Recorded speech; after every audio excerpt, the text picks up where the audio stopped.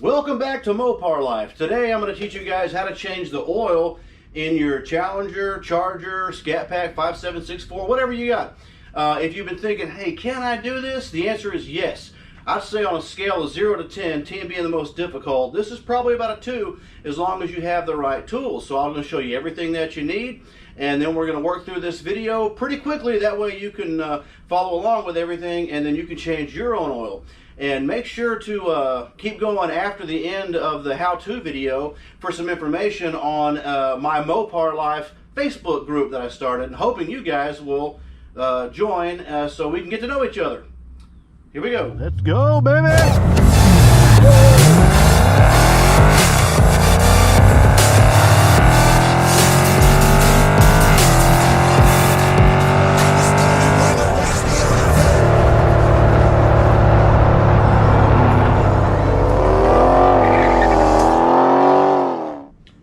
Alright, some of the tools we're going to need is obviously a jack, a couple of jack stands, some jacking pucks. I use these right here because it uses the pinch weld, very convenient. You're going to need some gloves if you don't want to get dirty, and a 10mm socket to take off the panel that covers everything underneath the car, a 13mm socket for the oil drain plug. You're going to need an oil wrench, and of course an oil filter, and I use the SRT filter. And you're going to need 7 quarts of the Pennzoil Ultra Platinum 0W40, and of course something to drain it in. So let's go.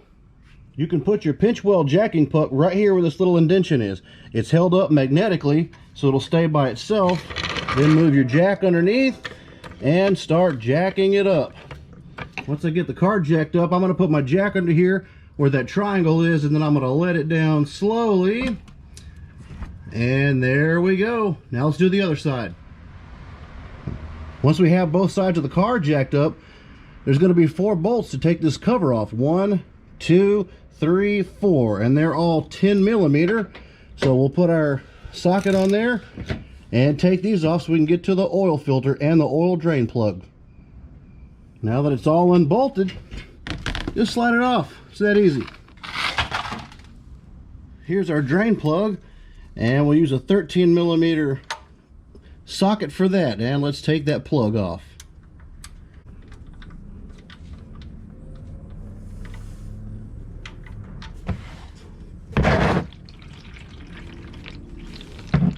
Now that it's draining, I like to come up here and pop this cap off.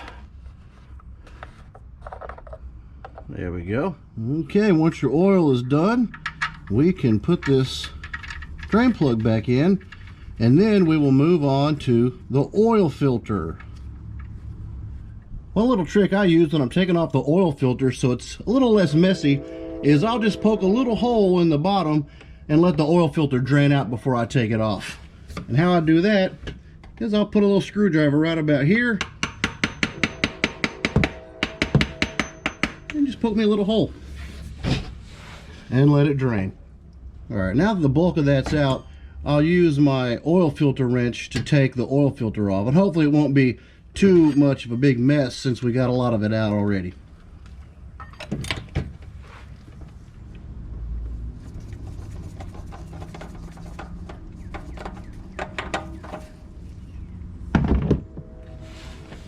There we go.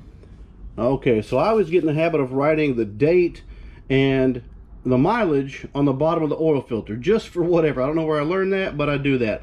And right now I'm on my 3rd oil change. I got the car brand new.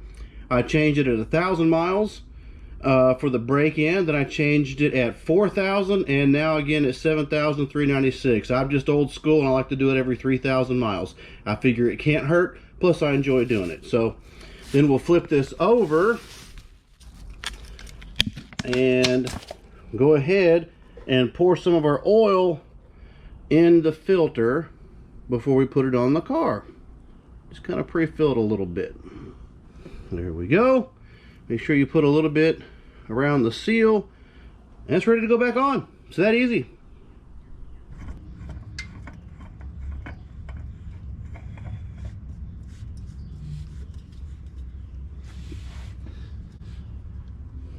All right, I'm going to put this hand tight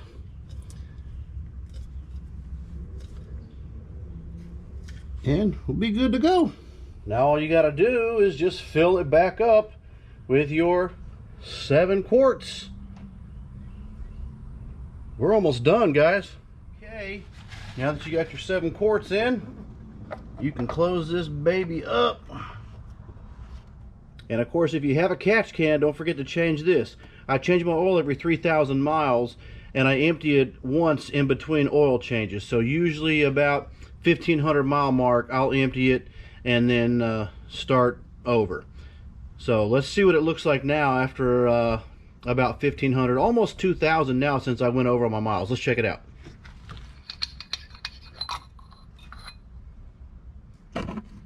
It's got a decent amount in there. So you're definitely going to want to stay on top of your catch can.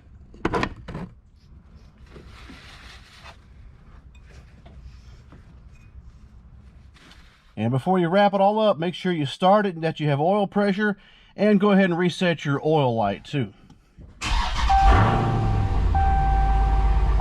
so with the car in run, I'll come over here, hit the down arrow on the steering wheel, get to my oil pressure, move over to oil life, and I'll hold down the OK button for a second.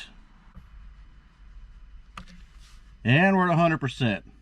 All right, now that we got our oil life back to 100%, I'm going to start the car again and just crawl under there real quick. Make sure I don't have any oil spewing out from anywhere from the oil filter or the drain plug. And if that's good, then I'll turn the car off and put the bottom cover back on, and we'll call it done. Okay, we're under the car. It's running, and we're going to check our oil drain plug. We look good. Nothing's coming out of that. Check the filter up there. I don't see anything dripping, no drips, just the air conditioner. So we're good to go. Well, let's put this cover back on, and then we are done down here, guys. Just slip it right under here.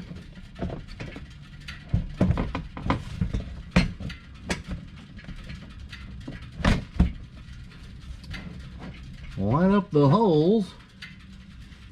Good to go. Now that we've done everything, the very last step, make sure the oil level is good. All right. So that's how to change the oil. It's pretty easy. Like I said, difficulty level of about 2 out of 10 as long as you have the right tools. So appreciate you guys watching. Thanks for joining me. And stick around after the video if you want to learn a little more about my new Facebook group, Mopar Life.